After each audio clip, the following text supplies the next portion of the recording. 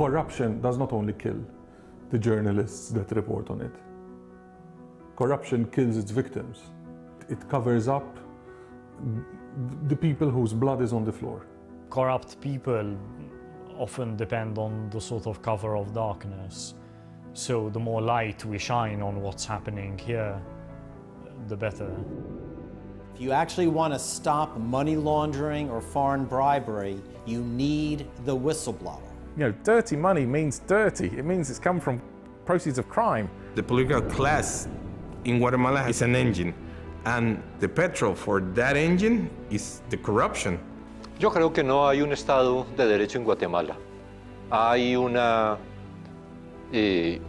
gran inseguridad jurídica por la captura de los organismos judiciales.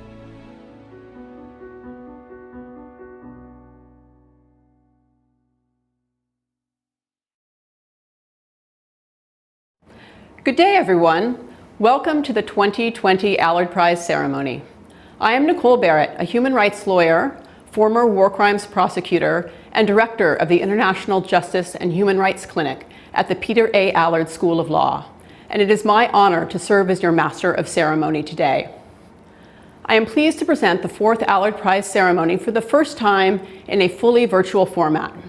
I'm currently in Vancouver, speaking to you from the unceded ancestral territory of the Musqueam, Squamish, and Tsleil-Waututh nations. Thank you for joining the celebration of the 2020 Allard Prize honorees. The 100,000 Canadian dollar Allard Prize for International Integrity is awarded to an individual, group, or organization that has demonstrated exceptional leadership and courage in the protection of human rights while upholding the rule of law, promoting transparency, and combating corruption. The Allard Prize is administered by the Allard Prize Foundation and steered by the Allard Prize Committee in consultation with an international advisory board composed of members of the anti-corruption and human rights communities. I would like to take this opportunity to thank the members of the Allard Prize Committee and advisory board who generously contribute their time and expertise to advance the mission of the Allard Prize. I would also like to take a moment to recognize the person who created the Allard Prize, Mr. Peter A. Allard, QC. Mr. Allard is an accomplished lawyer and businessman who has dedicated much of his time and significant resources to philanthropic causes and community leadership. He has long been an advocate for upholding human rights and promoting justice and transparency. The Allard Prize embodies these values and plays an important role in recognizing the efforts of anti-corruption and human rights leaders worldwide, and in sharing their stories as an inspiration for advocates and truth-tellers across the globe. The Allard Prize's mission is to identify leaders in human rights and anti-corruption work and share their important and inspiring stories. As part of this, there will be a short question and answer period with the finalists and keynote speaker immediately after the ceremony. If you would like to submit a question, scroll down below the video stream and enter your question into the comment box. If you would like to stay updated on other Allard Prize initiatives, including the Allard Prize nominations and the biannual photography competition, you can scroll down to the bottom of your screen and subscribe. The Allard Prize recognizes the incredible impact that dedicated and courageous individuals have in creating a more just and transparent world. Today, we will hear the compelling stories of the three finalists, Daphne Caruana Galizia, the International Commission Against Impunity in Guatemala, and Howard Wilkinson, who reflects the values of the Allard Prize. The finalists have demonstrated exceptional leadership and courage in the protection of human rights while combating corruption, promoting transparency, and upholding the rule of law. Each of the three finalists has faced hardship and opposition to their efforts to do the right and just thing. Each of the finalists had barriers erected before them, designed to stop their work. Each of the finalists were confronted time and again with risks and challenges and could have decided the costs were too great and chosen comfort over principle.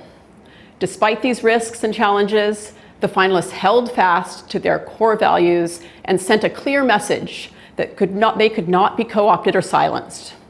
In the face of tremendous opposition, the finalists stood firm and spoke the truth in the face of denials and lies. The finalists are also quite different. They have faced different challenges and have pursued justice in different ways, but all of them recognize injustice and refuse to stay silent. When confronted with injustice, the finalists made the difficult decision to take action and reform broken systems to the best of their ability.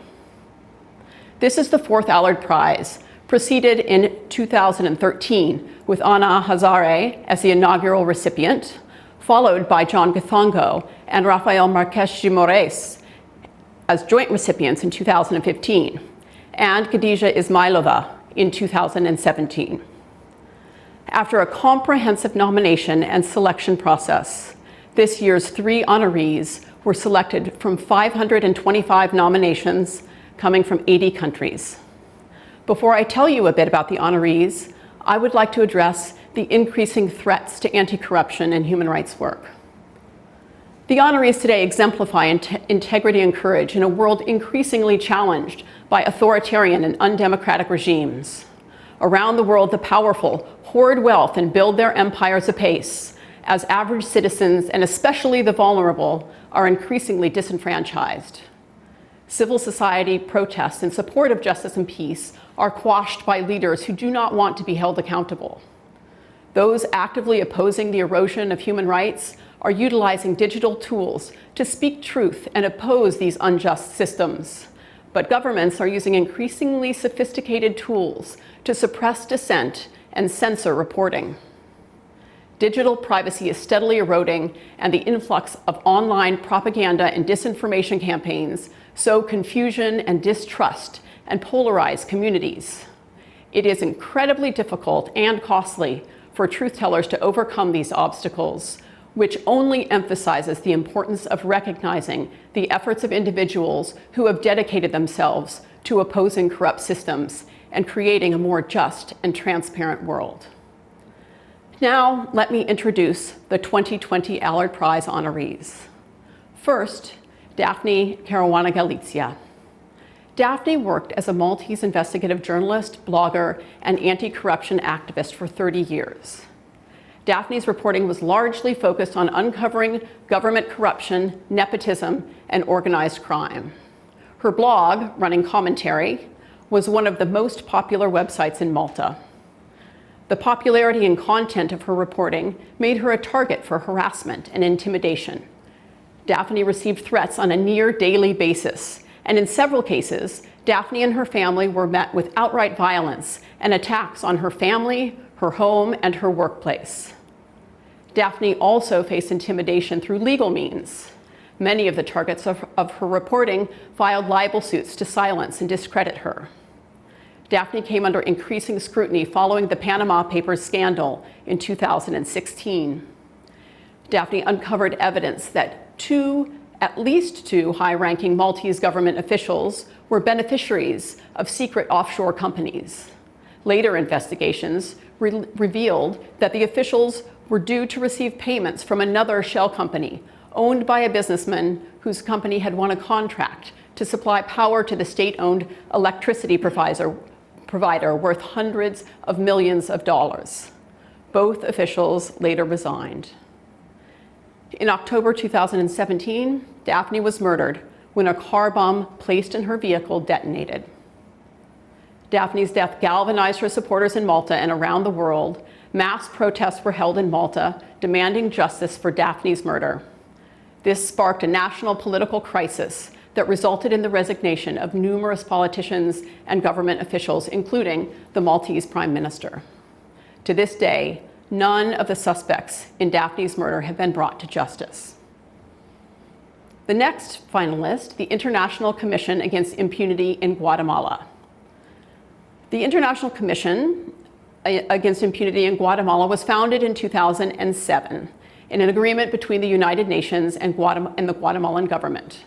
The commission was intended to support the investigation and prosecution of criminal groups and to strengthen national judicial institutions following a decades-long civil war that ended in 1996.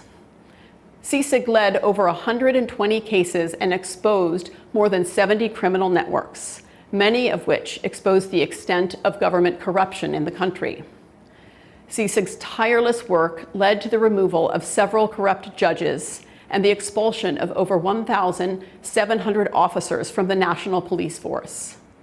The Commission's unflinching efforts to expose and prosecute corruption at all levels increased citizens' trust in the justice system.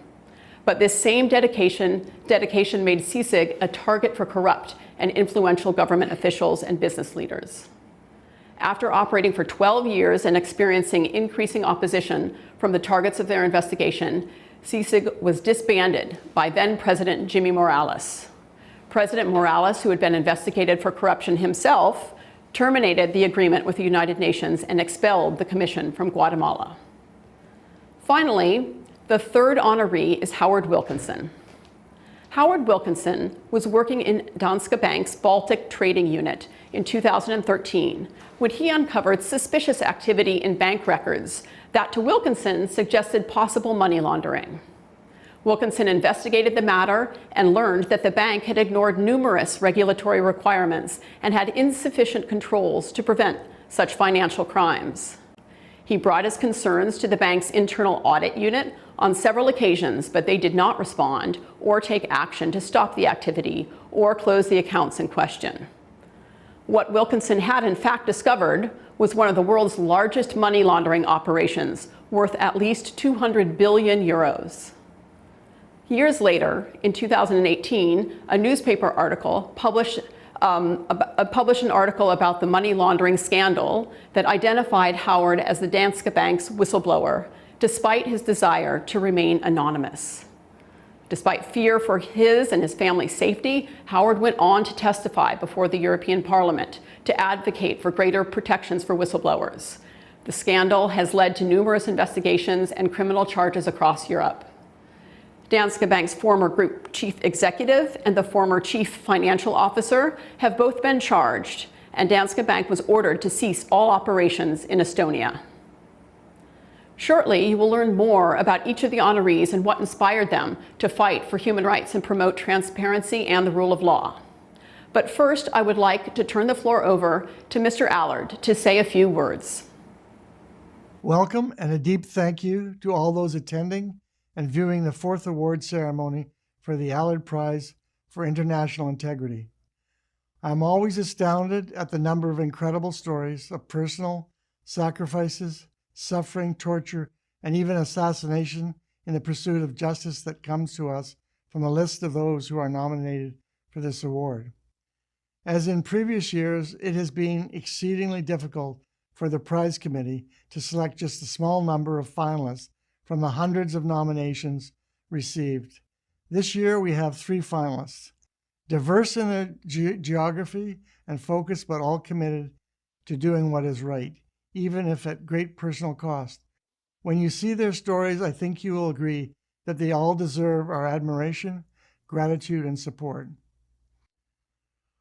Our past honorees have made it all clear that the financial element of the prize is very helpful in continuing their work, but recognition itself is at least equally valuable in affording them international profile, which can lead to further support for their efforts and in some cases provide protection. Regrettably, since the first Allard Prize ceremony in 2013, there has been a steady erosion of free speech worldwide with accelerating censorship and a purposeful failure to inform and educate the public. The censorship and silencing of whistleblowers, individuals, and groups who fight for basic human rights, the rule of law, and its equal application to all citizens has resulted in rampant abuse of power and paralysis at every level of government.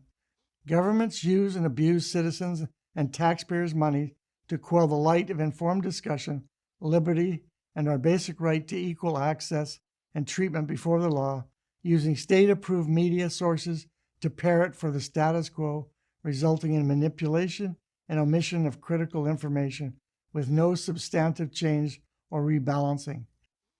The cost of speaking openly and freely with truth can often be at an enormous price, including ostracism by friends, family, and society, marginalization in the workplace, sometimes with serious personal, economic impacts or worse, so-called protective checks and balances, against the tyranny of the state in various forms provided by legal, judicial, and police systems have failed and continue to be paid by citizens without them knowing that the systems have long been paralyzed and rendered impotent with the ignoring of evidentiary facts, constant tactical delays, partisanship, and flagrant and misallocation of scarce capital for the benefit of everyone except the accused or the citizen seeking redress. We see examples of this every day, included in high-profile cases in supposedly gold standard democracies. Inevitably, this cancer spreads, corroding our systems quickly and steadily. Our only hope is in people and organizations like our Allard Prize finalists who are willing to stand up, speak with truth, and shine the light on human rights abuses and corruption, regardless of the cost to them.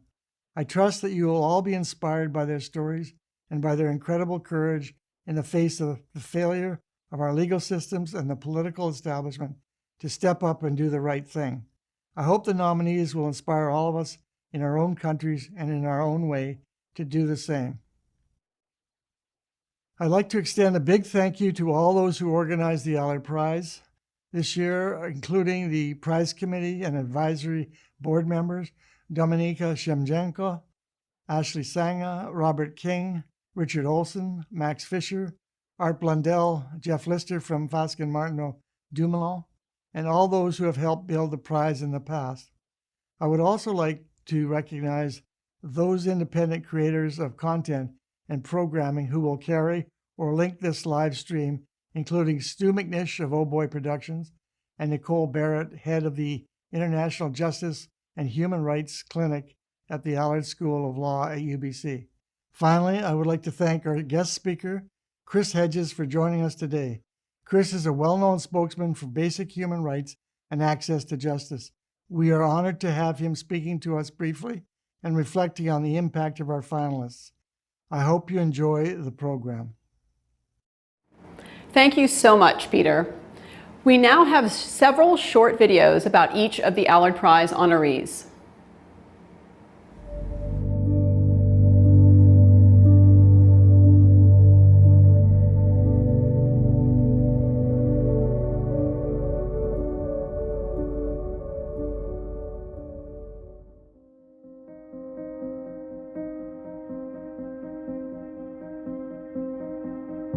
Journalists here were expected to sort of cover up for powerful people, to partake in the culture of silence, and my mother refused to do that.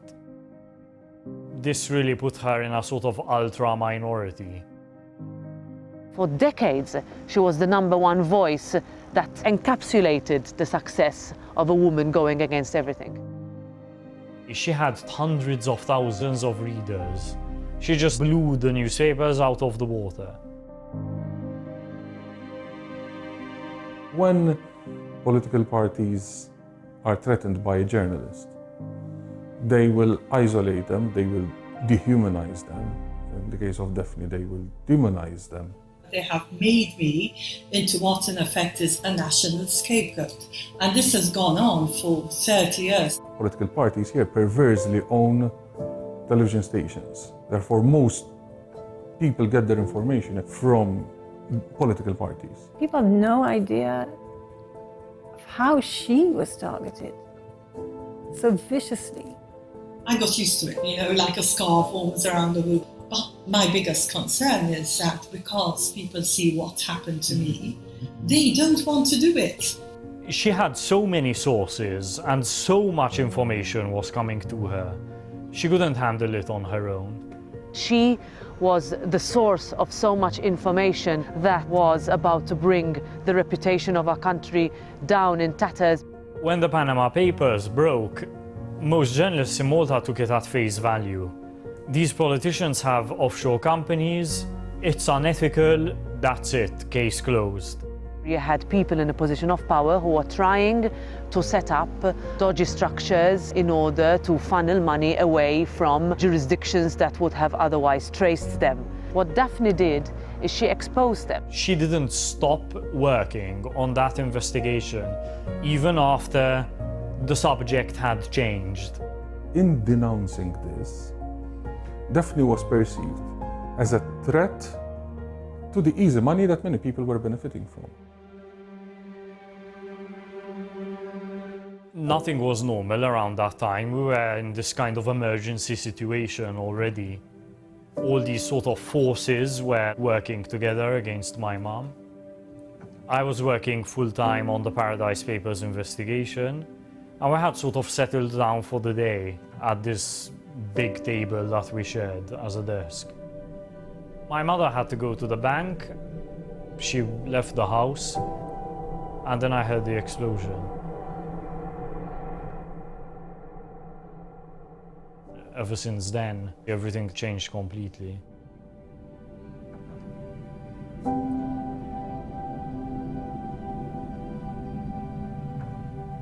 Within the first hour of her death, they had started putting up an incredible fight to defend her work. Suddenly, we had to transform ourselves into a kind of advocacy organization. Before that, we were just people trying to, live our lives.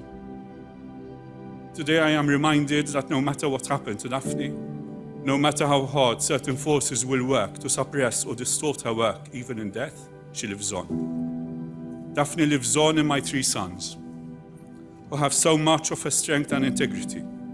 She lives on in the people who choose to protect her legacy. The immediate reaction we had was, we've got to make sure this doesn't fade away.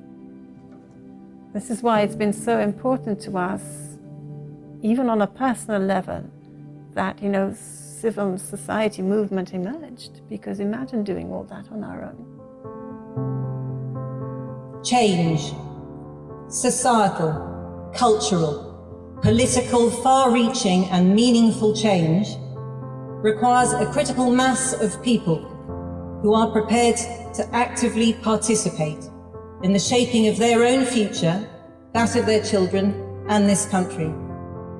Simply agreeing is not enough. We must do. Because if not us, then who?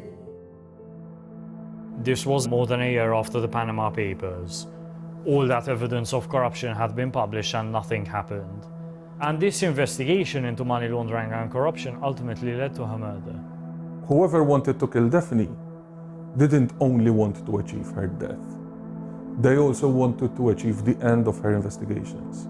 They also wanted to secure their own impunity. It's only by force that there is going to be any investigative work done. Justice for Daphne is not just about jailing her murderers. It's about justice for her stories, which is that all the people she exposed, they have to face justice too. It is very important that they stay exposed, because Daphne, unfortunately, was very well known in Malta, but she only became a big star of the anti-corruption movement internationally when it was too late for her. People in power, at best, stood by while she was killed. At worst, helped in getting her killed. There are many powerful, violent, dangerous, corrupt people who are fighting back against us. If there's more impunity, our lives are going to continue to be in danger. So for me, it's really a question of life and death, as it was for my mother.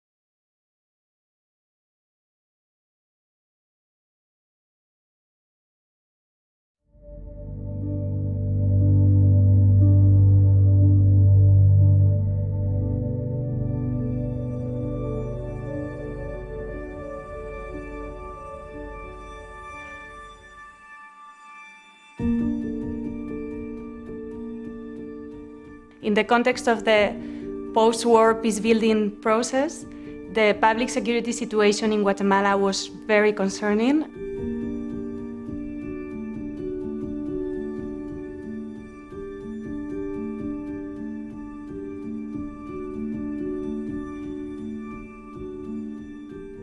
Bueno, la comisión fue una herramienta clave, una entidad creada por la Secretaría de las Naciones Unidas y el Gobierno de Guatemala en cumplimiento de uno de los compromisos del Acuerdo Global sobre Derechos Humanos, que se refería a la necesidad de desarticular en Guatemala los cuerpos ilegales y aparatos clandestinos de seguridad que habían quedado enquistados en el Estado desde la guerra. Pero también, y de manera complementaria y muy importante, de formular propuestas de políticas públicas y de reformas legislativas que pudieran evitar que estos cuerpos ilegales quedaran incrustados en el Estado y que se repitiera la historia. La importancia fundamental de la comisión fue la posibilidad de actuar con absoluta independencia en un país en el que, en general, las instituciones están cooptadas. It addressed the problem of state capture that is shaping every single relation in Guatemala. In the early years, it did put forward many legal and institutional reforms that were key and really transformed the criminal justice system in Guatemala.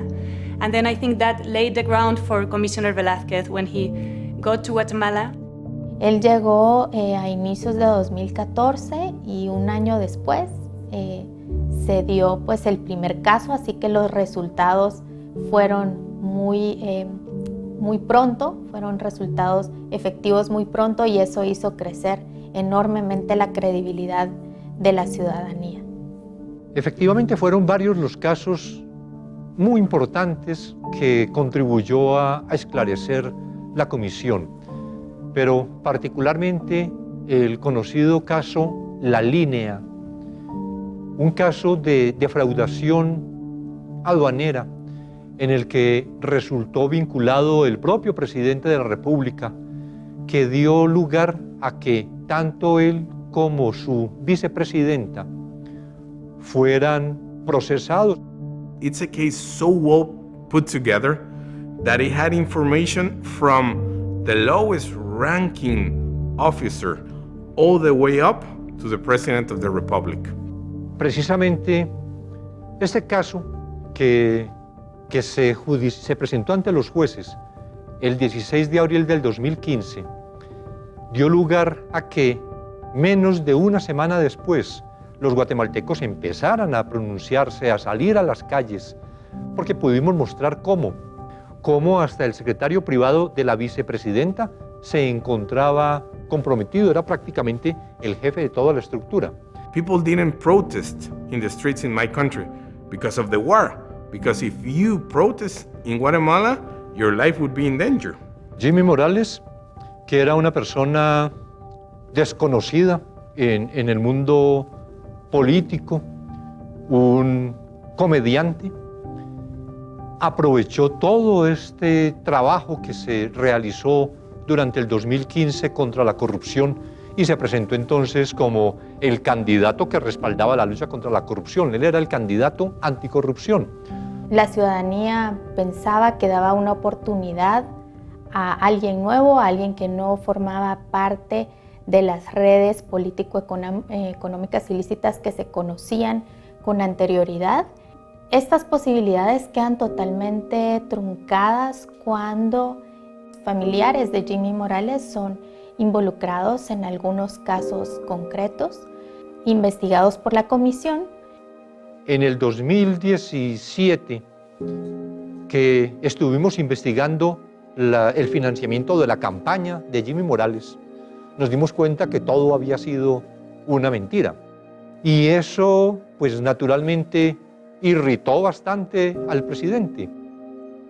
Ese 31 de agosto, ordenara el ingreso del ejército a la comisión, no obstante su inmunidad diplomática, algo que aterró literalmente a la población guatemalteca. tenía un viaje previsto a Washington y efectivamente salí de Guatemala. 2 días después, el presidente, amparado en una comunicación que le solicitó al Consejo de Seguridad Nacional, me declaró peligro para la seguridad nacional de Guatemala. Entonces, el 7 de enero del 2019, simplemente declaró unilateralmente terminado el convenio con Naciones Unidas y ordenó el retiro en 24 horas de todos los funcionarios de la CICIG y el cierre definitivo de la comisión. Over the past years since CICIG left, attacks on human rights defenders, including the killing of human rights defenders, has skyrocketed. Los grupos o los sectores sociales que fueron afectados por investigaciones y que habían sido expuestos por aprovecharse del Estado y por cometer actos de corrupción, se empoderaron y vino una época muy complicada de ataque hacia personas defensoras de derechos humanos, jueces, juezas, fiscales, valientes que habían conducido los casos más importantes. Everybody who worked at the commission is blacklisted now in my country. Now they're struggling in my country just even to make ends meet. La CICIG generó una esperanza en el pueblo guatemalteco. Esa esperanza mostraba la posibilidad de transformación, no solo en lo que significaba lograr liberar a un Estado de la captura en la que se encuentra, sino también en la posibilidad de construcción de democracia. Power, sometimes it goes one way, sometimes it will go the other way.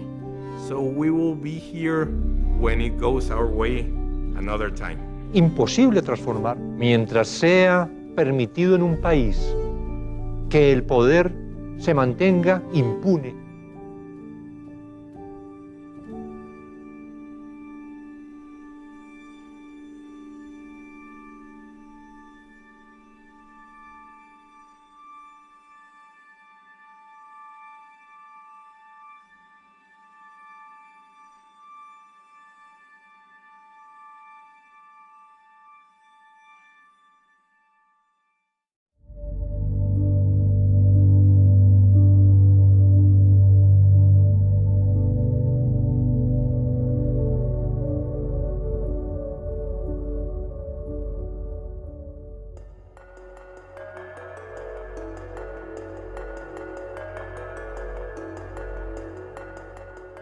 Danske Bank provided a hole in the wall around the Western financial system that allowed vast quantities of illicit funds to flow in without anyone knowing who they belonged to.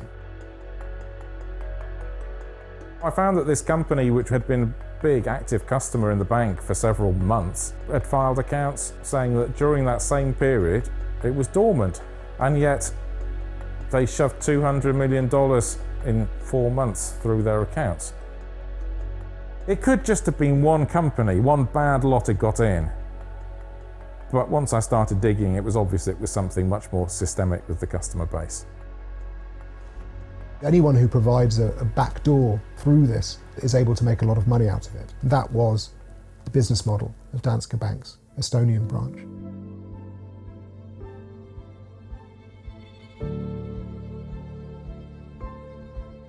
I looked at the 3 largest UK LLPs, the 3 most profitable ones in Estonia, and I pulled the accounts, and it was quite interesting. They were all fake. Not just that, they all basically looked the same, and it turned out that they all had the same registered office in the UK. Firstly, it looked like this particular group of companies had been into some very bad stuff. But worse than that, it looked like there'd been some collusion as well. I made my whistleblowing report directly to Copenhagen, and the reason being was that the issues seemed to be so serious that it wasn't appropriate to raise them within the branch. Not appropriate. The internal auditors confirmed what I found, but then they just did nothing. The fact that the bank then essentially refused to take the action that they should have been taking only added to the seriousness of what he was exposing. There's a lot of people who valued their career more than doing the right thing. You know, I don't want to be involved or anywhere near this, so I resigned. I also warned them that I'd taken legal advice and that if they weren't going to go and inform the authorities, then I was quite prepared to do it myself. When I resigned, the bank had a right to enforce a non-compete clause to stop me going and working for a competitor and paying for it. Guy flew over from Copenhagen, met in a hotel, presented me with this agreement. The problem with this agreement was that there was also essentially a very tough gag clause, non-disclosure agreement within this. I wasn't happy with that, basically because of the lack of action from management over the previous months. The non-disclosure agreements, they're used all the time to silence whistleblowers. This senior executive looked me in the eye and he gave me his personal assurance that he had zero tolerance for money laundering and he was going to sort the whole thing out. His personal assurance. So reluctantly I signed. The lead whistleblower is being told he can't identify the people involved, the customers, and he can't identify the corporate officials who are involved. The bank is an economically rational actor. Even if the bank is 90% sure that if it went to court it would lose, it would still be rational for the bank to sue me because it would set an example to other potential whistleblowers. We can't demonize regimes and have our own little side industry of people who are making money off their money. It doesn't wash. He is a man of principles, you know? And I think that that drove his decision-making throughout the entire process, even though you could tell that some of the decisions were extremely difficult for him to bear. Some Estonian newspaper decided that one of the great questions that needed to be answered about the Danske Bank story was who was the name of the whistleblower, and that was me. The criminal gets protection of the identity. The whistleblower's identity is leaked and there's nothing he can do about it. We weren't really pleased to have my name come out. It's not great from a safety point of view. Whoever outed him, wanted to make sure that he felt intimidated. The people he exposed have very long memories. I have no doubt that certainly they will think he still knows secrets that could be harmful to them. And the fact that he did what he did is something that they have a track record of not forgiving. He was told right from the beginning that the Russian secret police were one of the people controlling an account. And one of Putin's relatives had an account. And so, yeah, he will always be in danger. He has given himself a life sentence.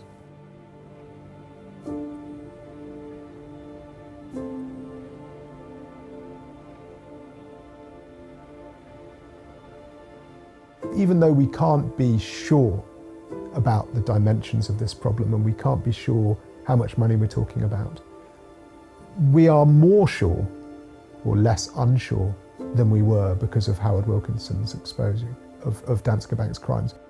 When you get a whistleblower like Wilkinson, who exposes something so big, there will be accountability. There will be reforms. I think what he did was principled and correct, but also incredibly brave. And it deserves, greater recognition than it's received. One hopes never to run into anything like this, but once you've run into it, you hope that when you report it really to a proper level, that people will do something appropriate about it. It's 6 years on now.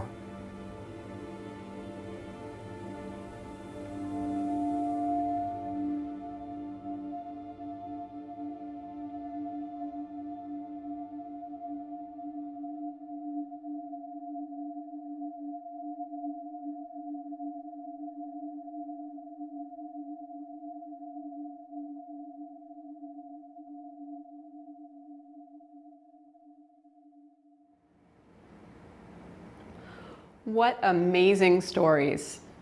All of the finalist videos will be available on the Allard Prize's social media channels, so you can share them widely.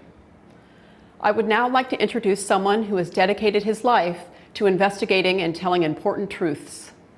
Chris Hedges is a Pulitzer Prize-winning journalist who worked as a foreign correspondent for almost 20 years, including as a New York Times foreign correspondent in the Middle East and in the Balkans. He has reported from more than 50 countries.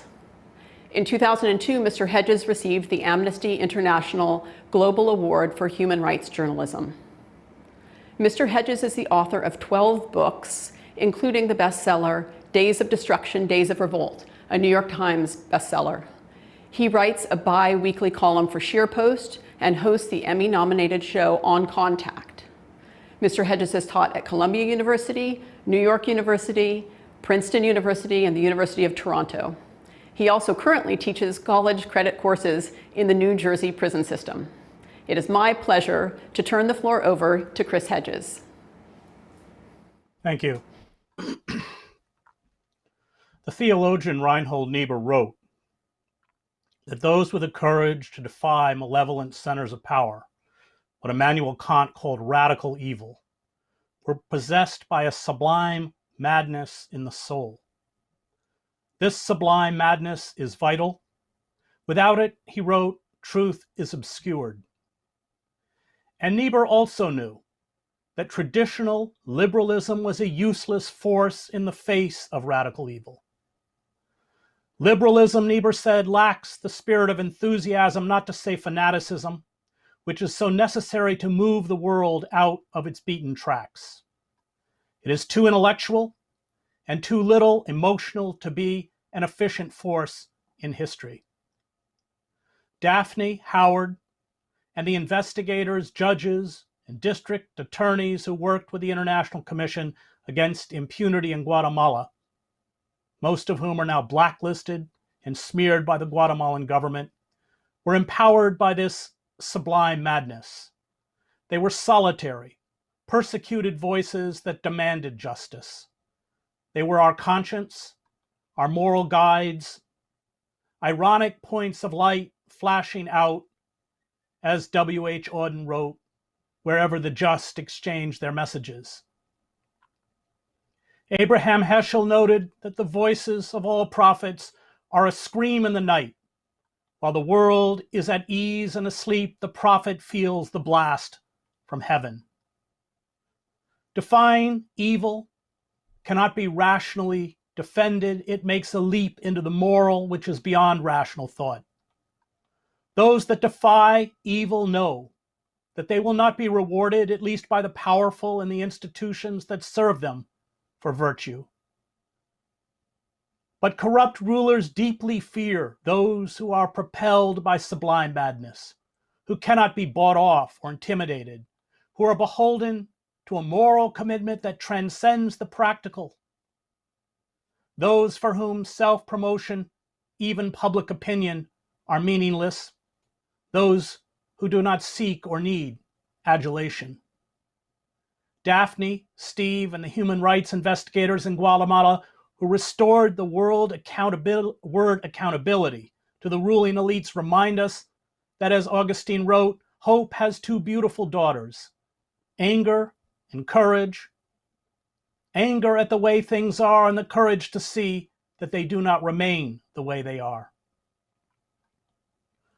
Radical evil for Immanuel Kant was the privileging of one's own interest over that of others, effectively reducing those around you to objects, to be manipulated and used to enhance your profit or your power. But Hannah Arendt, who also used the term radical evil, saw that it was worse than merely treating others as objects. Radical evil, she wrote, rendered vast numbers of people superfluous, human refuse. They possessed no value at all. They were, once they could not be utilized by the powerful, discarded. And so what do the powerful do to those they cannot control or silence? Those who shine a bright light into the inner workings of power, exposing the lies, the decadence, and corruption. The ruling elites are skilled in the dark arts of black propaganda. They use the courts to file libel suits and freeze bank accounts. They threaten and destroy careers, and they are not immune to murder. The ruling elites know most seeking the comfort and advancements that comes with conformity will do their bidding. A compliant media, wedded to the structures of power, is usually little more than an echo chamber for the elites, dehumanizing and transforming these lonely truth-tellers through character assassination and lies into hated pariahs. In Daphne's last interview, she said, and I quote,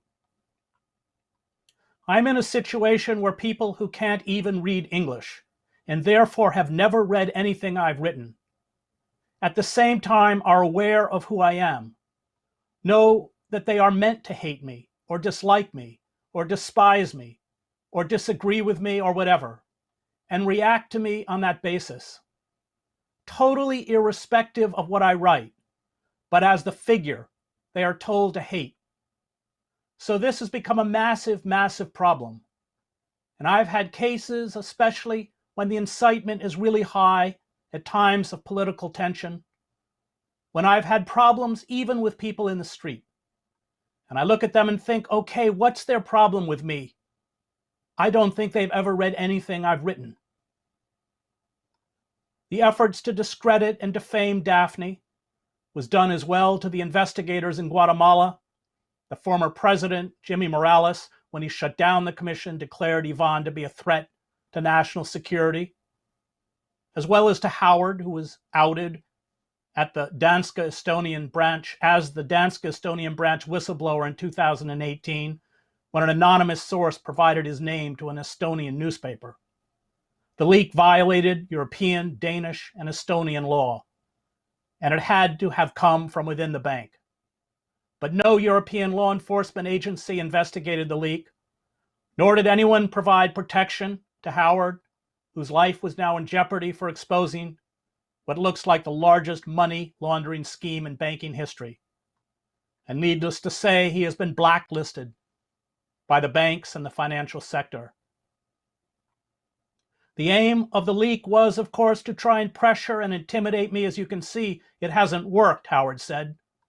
Clearly, it was not a good time, including my wife's family back in Estonia. At least here in the UK, we were somewhat insulated. I bought a copy of the Financial Times with a photo of me on the front cover in my local village shop without attracting any comment. After that, there were various further articles in the Danish press to disparage me. Curiously, these stopped after the Danish prosecutor preliminarily charged top management and searched their homes. We can only speculate where those stories came from. Expose the mendacity, the corruption, the crimes of the ruling elites, and you pay. It is what they did to Socrates, what they did to Martin Luther King Jr., who, when he was assassinated in 1968, was one of the most hated men in America, at least among white Americans, and what they are doing to Julian Assange.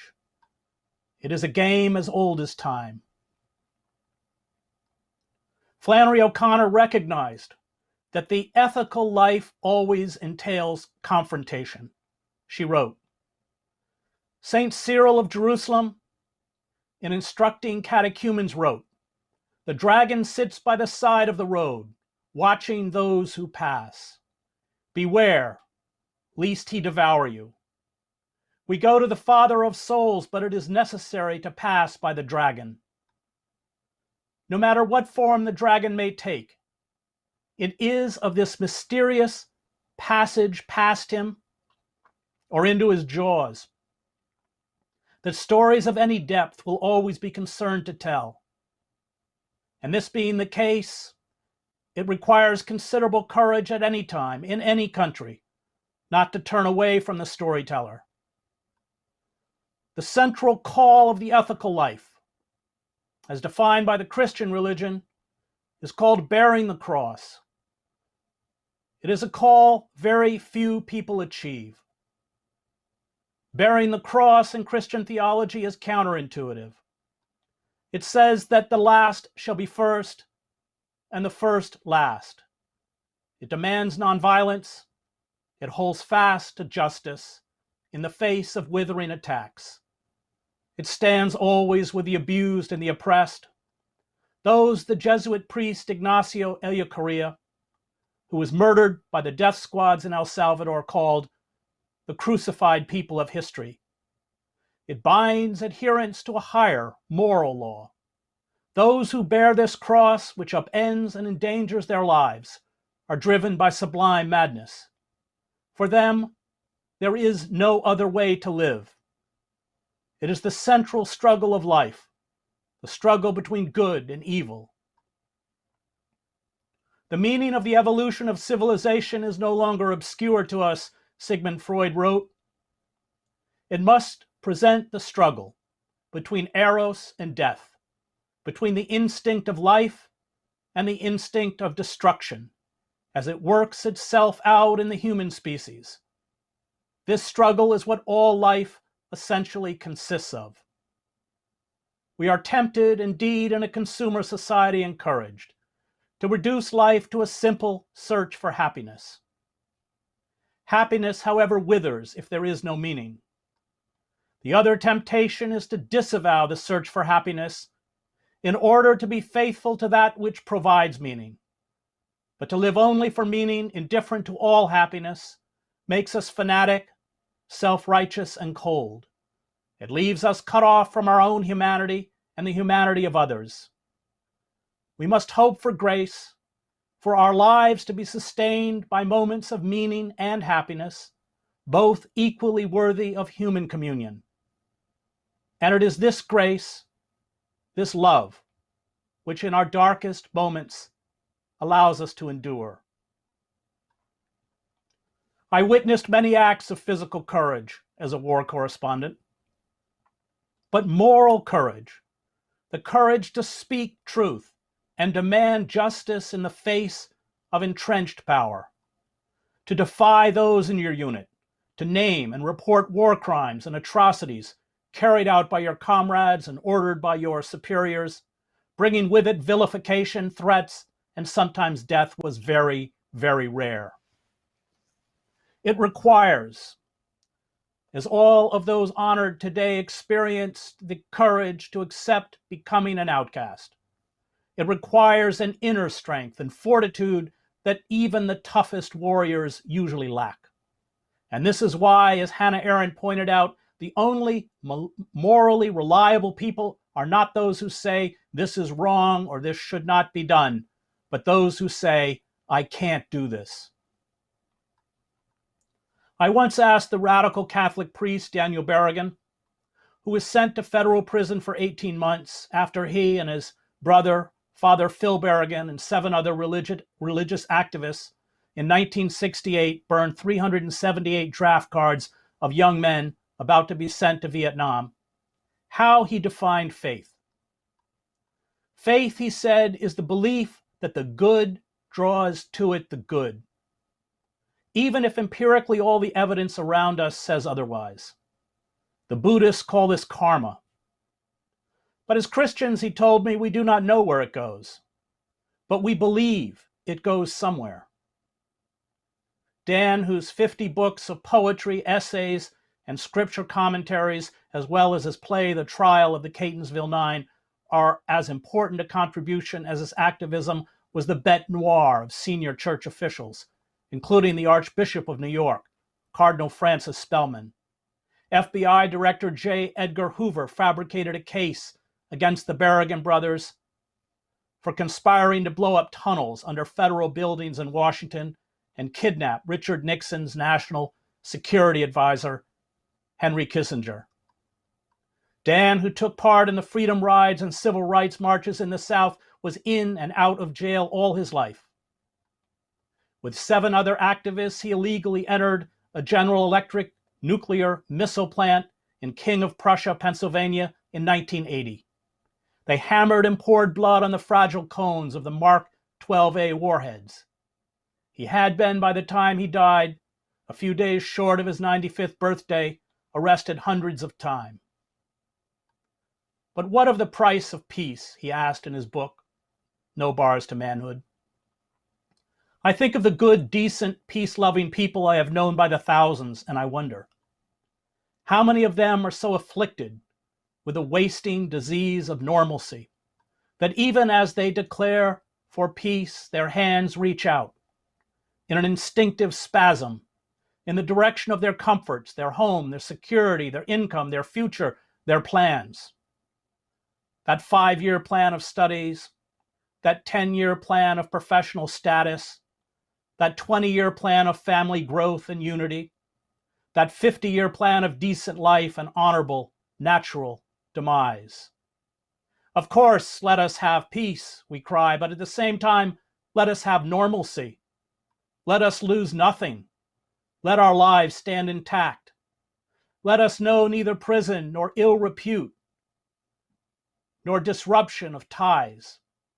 And because we must encompass this and protect that, and because at all costs our hopes must march on schedule, and because it is unheard of that in the name of peace a sword should fall, disjoining that fine and cunning web that our lives have woven, because it is unheard of that good men should suffer injustice, or families be sundered, or good repute be lost.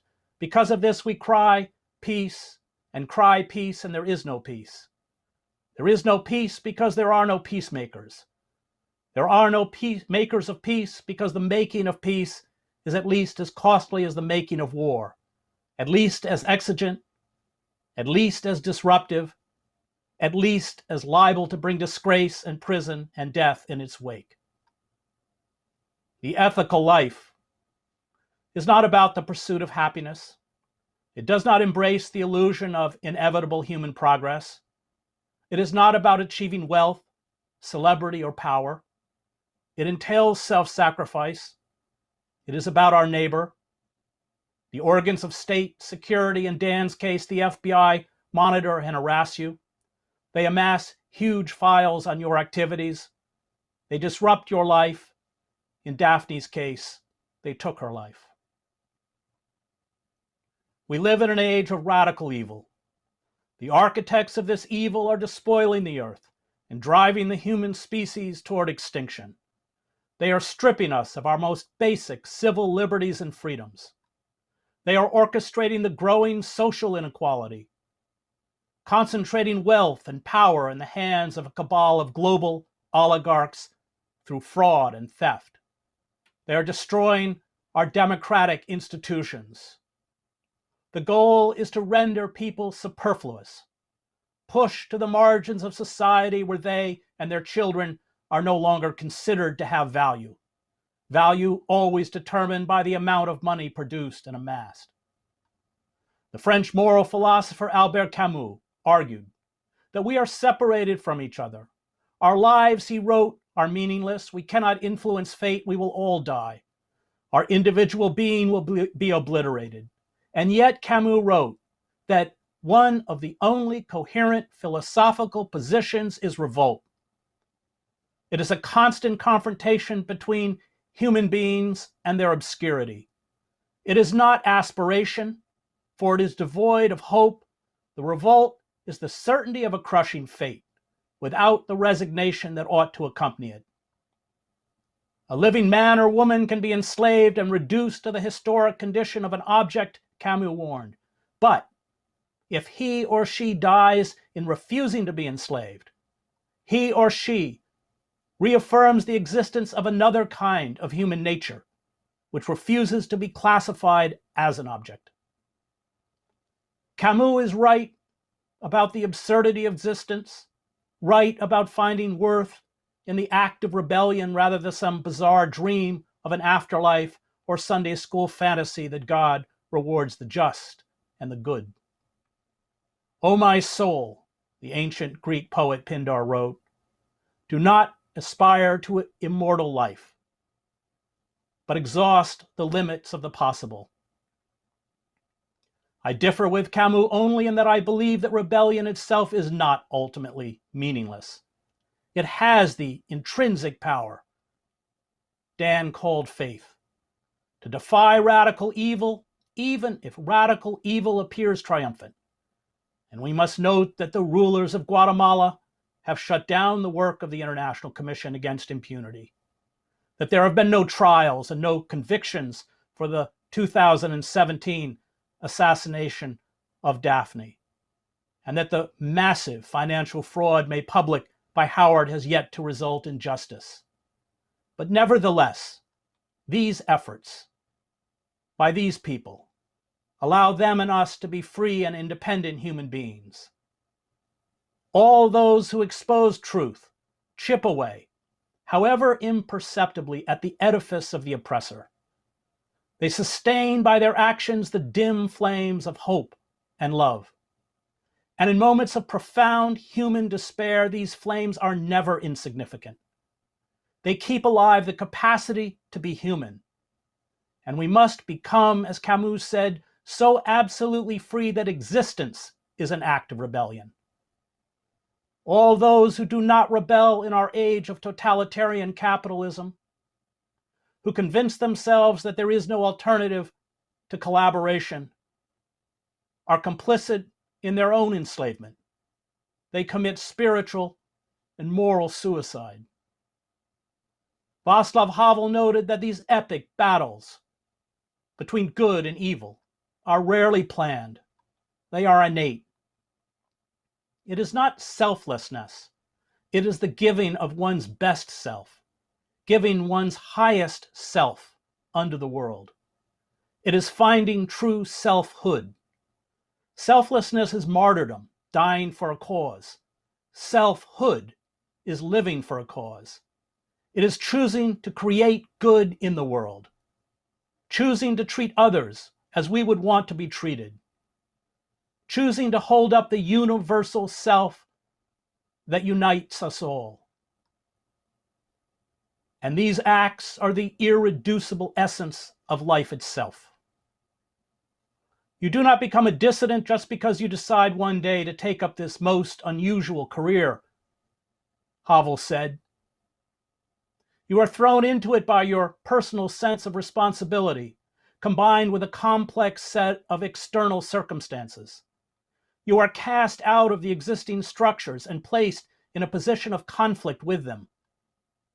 It begins as an attempt to do your work well and ends with being branded an enemy of society. The dissident does not operate in the realm of genuine power at all. He or she is not seeking power. He or she has no desire for office and does not gather votes. He or she does not attempt to charm the public. He or she offers nothing and promises nothing. He or she can offer, if anything, only their own skin, and they offer it solely because they have no other way of affirming the truth they stand for. Their actions simply articulate their dignity as a citizen, regardless of the cost. I stood with hundreds of thousands of rebellious Czechoslovakians in 1989 on a cold winter night in Prague's Wenceslas Square as the singer Marta Kubashova approached the balcony of the Melantrich building. Kubashova had been banished from the airwaves in 1968 after the Soviet invasion for her anthem of defiance, Prayer for Marta. Her entire catalog, including more than 200 singles, had been confiscated and destroyed by the state. She had disappeared from public view. Her voice that night suddenly flooded the square. Pressing around me were throngs of students, most of whom had not been born when she vanished. They began to sing the words of the anthem. There were tears running down their faces. It was then that I understood the power of rebellion, the power of truth. It was then that I knew that no act of rebellion, however futile it appears in the moment, is wasted. And it was then that I knew that the communist regime was finished. The people will once again decide their own fate, the crowd sang in unison with Kubashova. I had reported on the fall of East Germany before I arrived in Prague. I would leave Czechoslovakia to cover the bloody overthrow of the Romanian dictator, Nicolae Ceausescu.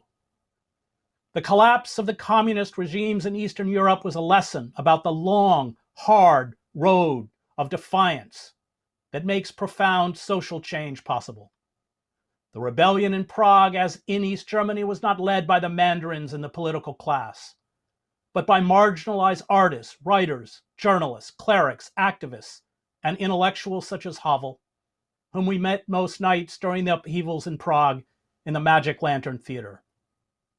These Czech activists, no matter how bleak things appeared, had kept alive the possibility of justice and freedom, just as Daphne, Steve, and the investigators in Guatemala have kept alive the possibility of justice and freedom in our own time. Their stances and protests, which took place over 40 years of communist rule, turned them into figures of ridicule or saw the state seek to erase them from national consciousness. They were dismissed by the pundits who control the airwaves as cranks, agents of foreign powers, fascists or misguided and irrelevant dreamers. I spent a day after the Velvet Revolution during the Velvet Revolution with several elderly former professors who had been expelled from the Romance language department at Charles University for denouncing the 1968 Soviet invasion. Their careers, like the careers of thousands of professors, teachers, artists, social workers, government employees, and journalists in our own universities during the communist witch hunts, were destroyed. After the Soviet invasion, the professors had been shipped to a remote part of Bohemia, where they were forced to work on a road construction crew. They shoveled tar and graded roadbeds. And as they worked, they dedicated each day to one of the languages in which they were all fluent: Latin, Greek, Italian, French, Spanish, or German. They argued and fought over the interpretations of Homer, Virgil, Dante, Goethe, Proust, and Cervantes. They remained intellectually and morally alive. Kubashova, who had been one of the most popular recording stars in the country, was by then reduced to working in a factory that assembled toys. The playwright Havel was in and out of jail. The long, long road of sacrifice, tears, and suffering that led to the collapse of these despotic regimes stretched back decades. Those who made change possible did not try to reform the Communist Party. They did not attempt to work within the system. They did not even know what, if anything, their protests would accomplish. But through it all, they held fast to moral imperatives. They did so because these values were right and just. They expected no reward for their virtue. Indeed, they got none. They were marginalized and persecuted. And yet these poets, playwrights, actors, singers, writers, journalists finally triumphed over state and military power. They drew the good to the good. They triumphed because, however cowed and broken the masses around them appeared, their message of truth and defiance did not go unheard. It did not go unseen. The steady drumbeat of what Havel called living in truth exposed the dead hand of authority and the rot and corruption of the state. The walls of Prague were covered that chilly winter with posters depicting Jan Palach. Palach, a university student, set himself on fire in Wenceslas Square on January 16, 1969, in the middle of the day, to protest the crushing of the country's democracy movement. He died of his burns 3 days later. The state swiftly attempted to erase this act from national memory. There was no mention of it in the state media. A funeral march by university students was broken up by the police. Palach's grave, which became a shrine, saw the communist authorities exhume his body, cremate his remains, and ship them to his mother, with the provision that his ashes could not be placed in a cemetery. But it did not work. His defiance remained a rallying cry. His sacrifice spurred the students in the winter of 1989 to act. And Prague's Red Army Square, shortly after I left for Bucharest, was renamed Jan Palach Square. 10,000 people went to the dedication. We, like those who oppose the long night of communism, have few mechanisms within the formal structures of power that will protect or advance our rights.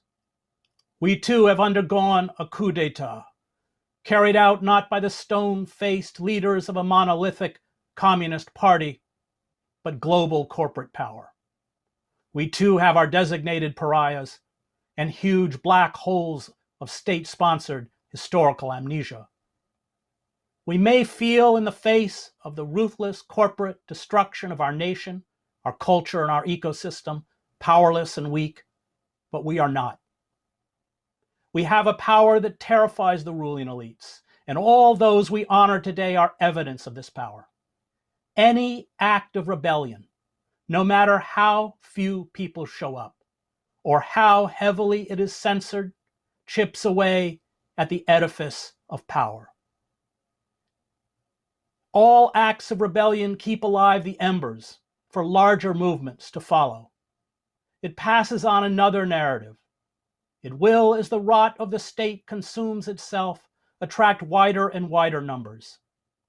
Perhaps this will not happen in our lifetime, but if we persist, we will keep this possibility alive. If we do not, it will die. I want to close with a personal story. This is the first time I have spoken in public about it. I want to tell this story especially for Daphne's husband and 3 sons. I am a writer like Daphne. I have always written. I wrote incessantly as a boy, just as I write incessantly now, a strange inner compulsion. When I was a boy, I wondered how my writing could make the world a better place, especially because I admired my father, a Presbyterian minister who was in the civil rights movement and the anti-war movement. I did not want to write for myself. I wanted to write for others. When I was 19 years old, Donald Bowles, an investigative journalist for the Arizona Republic, who, like Daphne, uncovered influence peddling, bribery, and fraud among the ruling political class, got into his car. It was June 2nd, 1976. He drove a few feet. Suddenly, a remote-controlled bomb, consisting of 6 sticks of dynamite taped to the underside of the car beneath the driver's seat, detonated. The explosion shattered his lower body, opened the driver's door, and left him mortally wounded while half outside the vehicle. Both legs and one arm were amputated over a 10-day period. On the 11th day, he died. I felt the blood rush to my head as I read the story. I had never heard of Don Bowles. He had been followed, his phone had been tapped, he had been denounced. His personal records, including his bank records, were illegally taken and scrutinized to frame him. I got a pair of scissors. I cut out Bowles' picture. I taped it to the wall. I knew, in that instant, what I would do with my writing and with my life. There is a young woman or a young man somewhere who, until Daphne was murdered, may not have heard of her. They did not only hear her story. They felt the seismic impact of her life. They saw in her courage, her relentless pursuit of truth, her sublime madness, what it meant to truly be a writer, what it means to have a life of meaning. They have her picture. It is seared into their mind. I do not doubt this. I was that young person once. I felt that blast from heaven. The good draws to it the good. And this good is unconquerable. It is part of the eternal battle against evil, and it has the power to transform the world. My faith has been tempered in hell, the Russian war correspondent and novelist Vasily Grossman wrote. My faith has emerged from the flames of the crematoria, from the concrete of the gas chamber. I have seen that it is not humankind that is impotent in the struggle against evil, but the power of evil that is impotent in the struggle against humankind. The powerlessness of kindness, of senseless kindness, is the secret of its immortality. It can never be conquered. The more stupid, the more senseless, the more helpless it may seem, the vaster it is. Evil is impotent before it. The prophets, religious leaders, reformers, social and political leaders are impotent before it. This dumb, blind love is humankind's meaning. Human history is not the battle of good struggling to overcome evil. It is a battle fought by a great evil, struggling to crush a small kernel of human kindness. But if what is human in human beings has not been destroyed even now, then evil will never conquer. Thank you. Thank you, Chris, for your profound, moving, and inspirational remarks. To receive alerts and updates about Allard Prize initiatives, please enter your email address in the subscription form located at the bottom of this webpage. Before I announce the 2020 Allard Prize, I would like to introduce artist and industrial design professor Max Fisher, who will tell us about the Physical Allard Prize Award. Thank you very much, Nicole. The design for the Allard Prize Award was selected through a competition held in 2013. The winning concept, created by New Zealanders Tiago Rourke and Craig Saul, uses a particle simulation to create each design, which is specifically derived from the geometry of the name of the award of each recipient. Each award thereby is extremely unique, yet they all equally represent stability and coherence, emerging from a chaotic system, signified by the overall form of the award. Thank you, Max. They are indeed beautifully designed awards. And now I have the great privilege of announcing the recipient of the 2020 Allard Prize for International Integrity. This year's recipients are co-winners Howard Wilkinson and Daphne Caruana Galizia. I now invite Howard Wilkinson to accept his award. Whistleblowers are citizens. As citizens, we can't just delegate everything to our governments, prosecutors, media, or to anyone else. Sometimes as citizens, it's necessary for us to act ourselves and play our own individual role. Now, I've heard whistleblowers described as being disloyal to their employers. I think it's actually the opposite. Whistleblowers are the most loyal employees of all. The whole point of whistleblowing is to make things better and to try to prevent damage to their employers. You can ask the current management of Danske Bank how much damage could have been prevented had the previous management of Danske Bank taken more notice back in 2014. In Eastern Europe, the other common criticism is that whistleblowers are just like KGB snitches. Get serious. We're talking a completely different level of wrongdoing. We're talking about really serious crimes that are reported by whistleblowers. We're not talking about things like, in the Soviet context, reporting your neighbor for celebrating Christmas. Or in the COVID world here in the UK, reporting your neighbor for having 2 walks in one day, or for having 7 people to a barbecue. We're talking whistleblowing about serious crime. Some crime or wrongdoing simply can't be picked up very easily from outside an organization. Sometimes, sadly, management in organization covers up wrongdoing, even when it knows full well that it's going on. And that's why whistleblowers are so important in exposing wrongdoing if we want to build the society that we all want to live in. So 6 and a bit years on since I sent my first whistleblowing email, that was 27th of December 2013, are we in a better place than we were then? I think so. In Europe, the whistleblowing directive has come into force, and this gives a minimum level, for the first time, a minimum level of protection of whistleblowers and recognises the importance of whistleblowing. Many have played important roles in advocating for the directive, and notably Transparency International. And now EU member states have to turn the directive into law in each of the individual countries. Now that can be done in a way that's really in the spirit of supporting and encouraging whistleblowing, or it can be done in a minimalist way. I think we all need to continue to advocate that countries do it properly, that they produce laws which fully recognise the spirit and intention of the whistleblowing directive. Here in the UK too, there's an increasing recognition that our old law, the Public Interest Disclosure Act, which gives a level of protection to whistleblowers, is simply old and no longer fit for purpose and needs updating.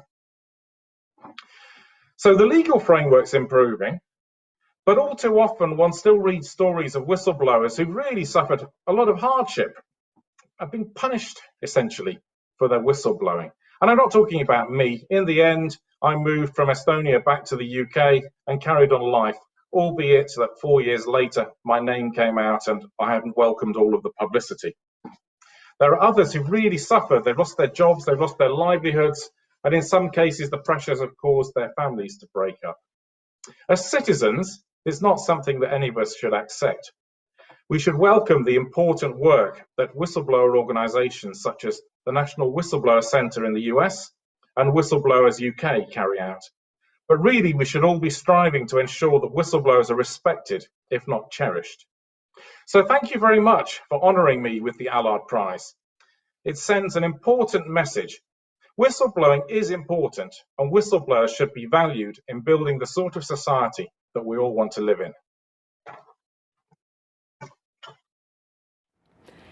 And now, to accept the award on behalf of Daphne, I would like to invite her son, Andrew Caruana Galizia, to say a few words. It's hard to explain how important a prize like this is to me and my family. And maybe the best way to explain it is through my mother's reaction when she received the closest thing to a prize when she was still alive. And she was so, it was like a sense of relief that people were watching, people cared, that she wasn't alone, and that the sacrifice she was making wasn't a sacrifice she was making in a vacuum.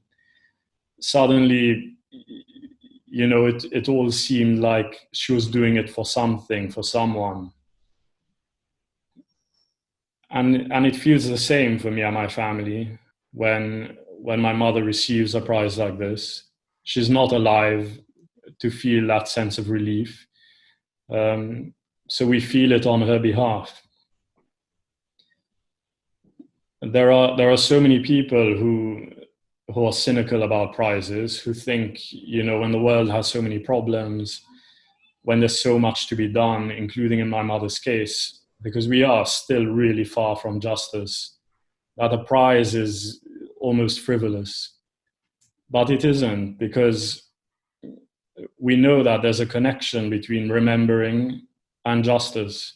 That if we forget the people who were murdered, if we forget the human rights activists, the journalists, the people with integrity who lost their lives fighting for us, for our right to know, for our right to live in a democracy, for our right to enjoy our other rights, if we forget them, if we forget these people, then no one is going to remember to fight for justice. I am also pleased to announce an Honorable Mention Award for the International Commission Against Impunity in Guatemala. I would like to invite Iván Velásquez Gómez to accept the Honorable Mention Award on behalf of the Commission. Quiero expresar nuestra gratitud, la mía y la de todos los compañeros que integraron la Comisión Internacional contra la Impunidad en Guatemala, CICIG, por el reconocimiento que el premio Allard nos ha hecho en el día de hoy, que es también un reconocimiento al pueblo de Guatemala, a los miles y miles de ciudadanos que confiaron en nosotros y nos expresaron con afecto, con entusiasmo, el respaldo y la satisfacción por la labor que cumplimos en Guatemala. Desafortunadamente, diversas circunstancias impidieron que ese trabajo pudiera completarse, pero creo que fue lo suficientemente exitoso para dejar instalado en la mente y en el corazón de los guatemaltecos un mensaje claro y contundente. La lucha contra la corrupción es posible. La lucha contra la impunidad del poder es posible. Debo expresar también mi gratitud y mi solidaridad con los compañeros de la Fiscalía Especial contra la Impunidad, que continúan trabajando con valor, con responsabilidad, con dedicación, con entusiasmo, por un país en el que la mayoría de la población pueda vivir con dignidad. Nuestra tarea fue contribuir desde la lucha contra la corrupción y por la independencia de jueces y fiscales a la construcción de un verdadero Estado social y democrático de derecho. Confío que nuestro aporte sea una pequeña llama que ilumine el camino que debe seguir construyendo el pueblo guatemalteco. De él es la responsabilidad, de él depende el futuro. Muchas gracias.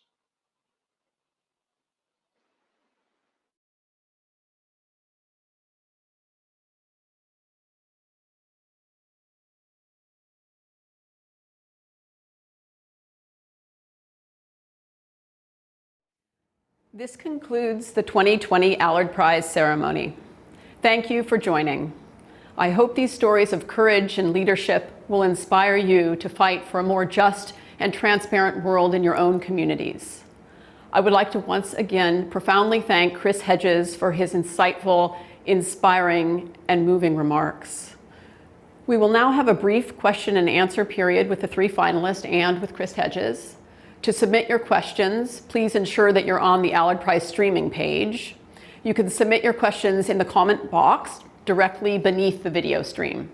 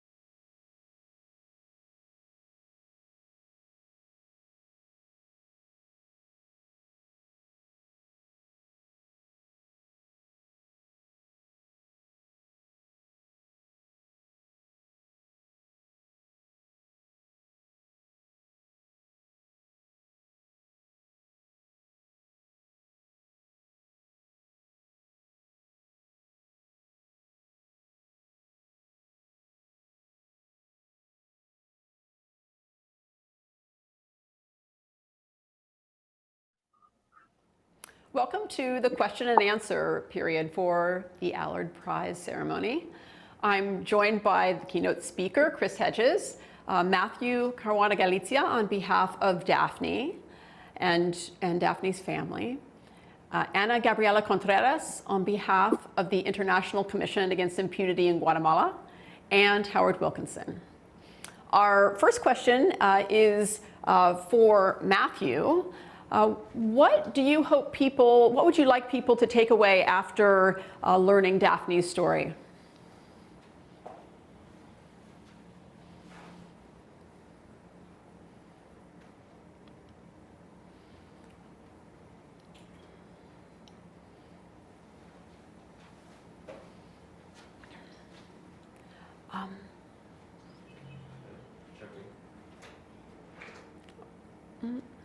Sorry, just realized I was muted. Yeah, okay, I couldn't hear you. I was wondering if it was just me. No. Okay, good. Now we I can hear think you. the most important, I think the most important thing is that even in the most difficult circumstances, you can achieve great change. And you can do that in a way that transcends even your own life. To me, this is the most important thing. Okay, thank you. The next question we have is for Howard. You've spoken about the need for greater protection for whistleblowers. What could greater protection for whistleblowers look like? What would you recommend?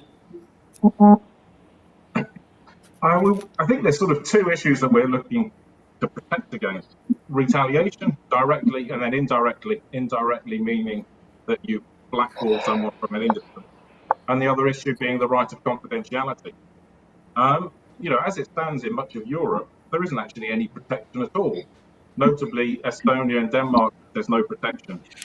Basically, Europe needs to have US-style whistleblower laws to try to fill some of the gaps. Now, the whistleblower directive from the EU is a good start, but it needs to be turned into national law that achieves those objectives.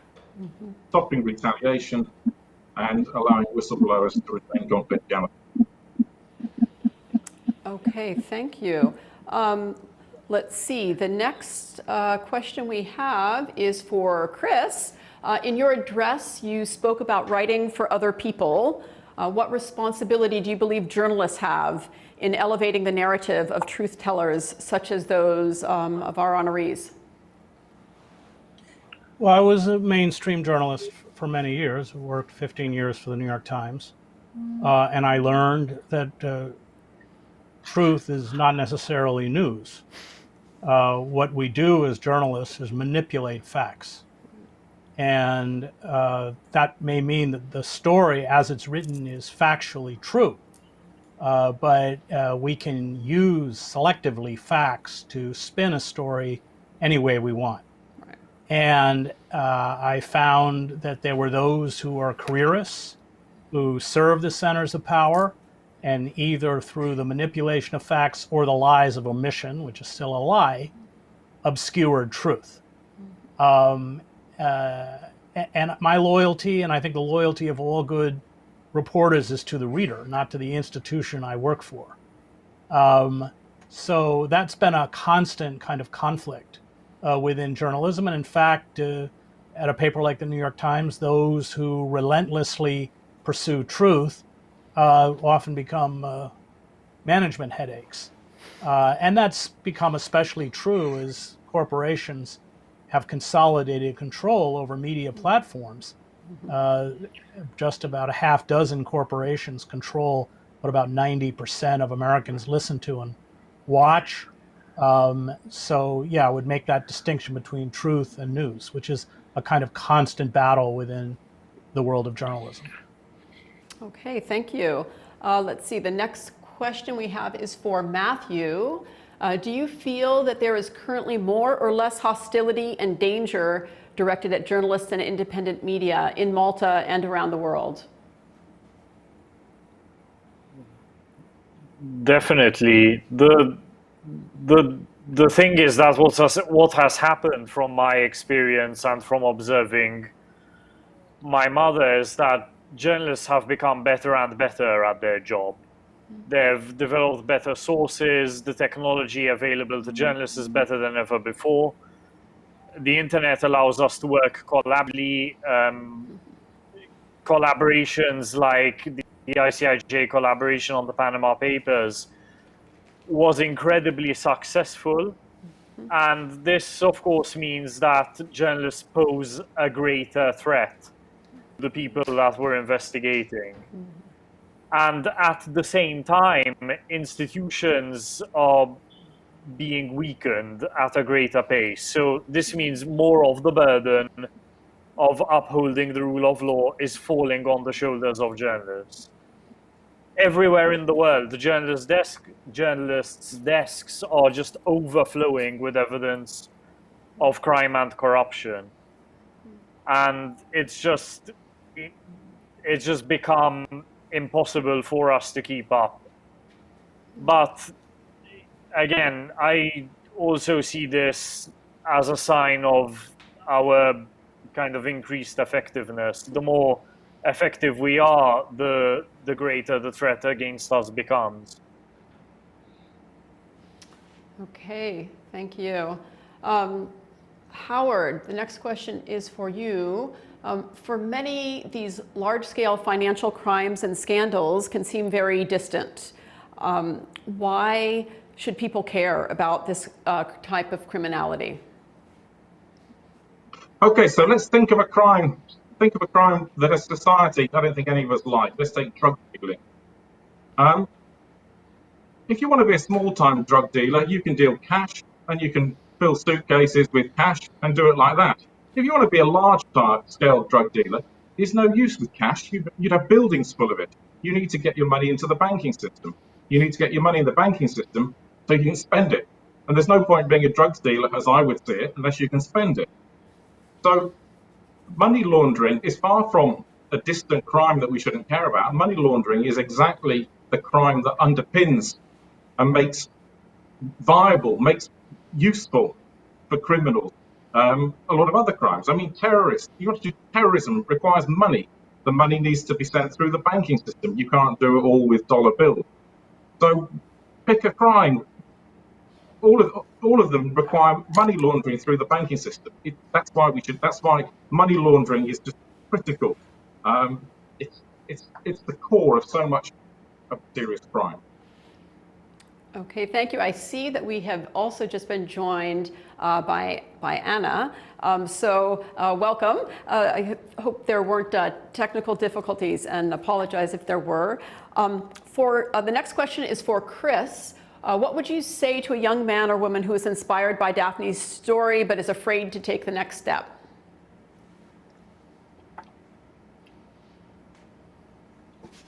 Well, I suppose if you're starting out, as I was as a journalist, the next step is learning how to do the trade of journalism. And the media landscape has changed. You don't have institutions, journalistic institutions have atrophied to such an extent. And it's just a lot harder to begin. I began as a freelance reporter. It's just a lot harder to do that now. But I guess my advice would be, don't take the giant step, take the next step. And the next step is amassing the skills to be a journalist. And you build your base and your ability to expose the inner workings of power over a long period of time. It's not, you don't parachute into a country and get it. That's something that is years in the making, as I learned as an investigative reporter. I actually don't do a lot of investigative reporting anymore, and I miss it. If you're by nature compulsively a writer, as I was, and if you love words, and if making a difference in the world is something that you want to dedicate your life to, I can't think of any more thrilling or exciting a career. Okay, thank you. For Anna now, CICIG was an external organization that was invited to reform and support domestic judicial institutions. How did CICIG balance its mission and goals while remaining accountable to the will of the Guatemalan citizens?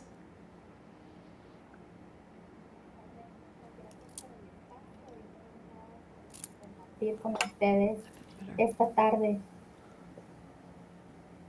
Es muy importante para nosotros comentar que los logros que la Comisión estableció a través de su mandato en términos de reformas permitieron establecer los medios que hoy hacen posible que algunos de los casos más importantes que se han llevado a cabo puedan desarrollarse en nuestro país. Un ejemplo de ellos es el establecimiento de la jurisdicción de mayor riesgo, en la creación de tipos penales que permiten perseguir la corrupción, pero más allá de todas las avances legales o institucionales, uno de los mayores logros que la Comisión planteó durante su mandato fue elevar la conciencia de la ciudadanía sobre la extensión de la corrupción y su afectación sobre los derechos humanos y sobre la vida de las personas. Gracias. Okay.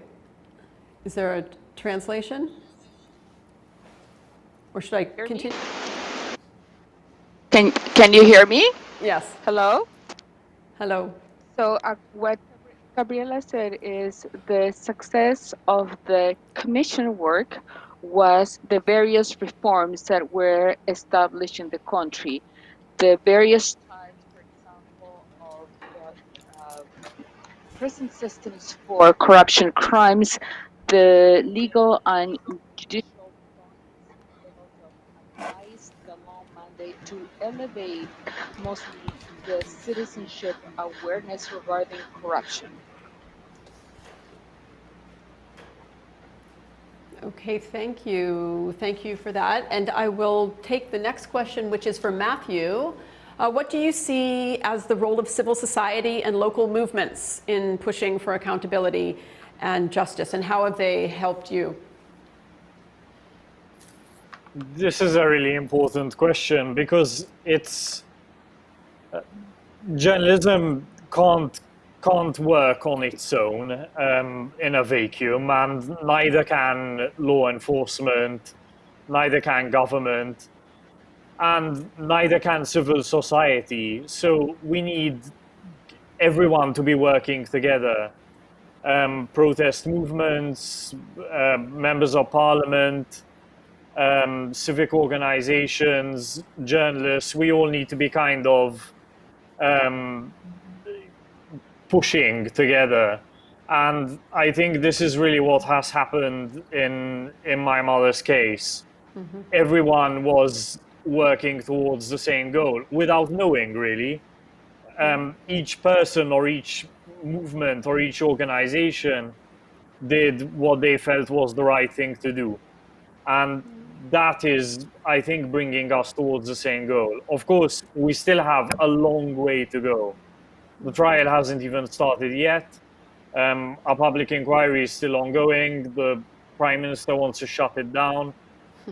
So the success of, I guess, or rather, whether or not lessons are learned from what happened to my mother, whether there is justice or not, really depends on us continuing to work towards this goal together.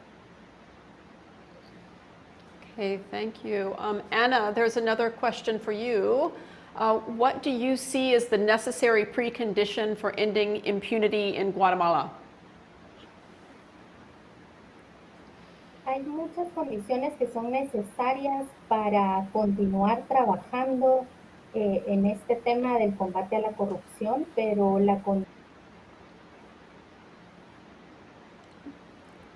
Oops, I think she may have frozen. Is there a translation for the first part of the answer? Yes, there is a translation. Yes, there is a translation for the first sentence. There are many things that need to be transformed to continue the work against corruption. Okay, I think we'll have to come back to Anna once the connection is restored. Okay, Howard, there's a question for you. You have discussed that your attempts to notify senior members of the bank regarding the money laundering went unanswered. Have individuals at Danske Bank been censored or removed from their positions due to the scandal? I can give a totally factual answer to that. So in end of 2018, the shareholders called an extraordinary general meeting and they fired the chairman. Subsequently, some of the other directors resigned. The CEO and several of the top executives resigned. And as it stands now, the Danish prosecutor has reportedly preliminary charged, which sounds like being a sort of formal suspect, Anglo countries, the CEO, the CFO, the chief risk officer, the head of business banking, so that's 4 out of 6 of the executive board members at the time. Also the general counsel and some other topics. So we wait to see whether that will turn into actual formal criminal charges. And then in Estonia, 12 former employees are under suspicion of money laundering and bribery. That's the situation as it stands now. Okay, thank you. Anna, I see that you're back with us, so maybe we can go back to the question. We got the first part of your answer, but could you maybe start again and tell us what are the necessary preconditions for ending impunity in Guatemala? Hay una condición fundamental que es la conciencia de la ciudadanía y su participación en todos los relacionados con el Estado.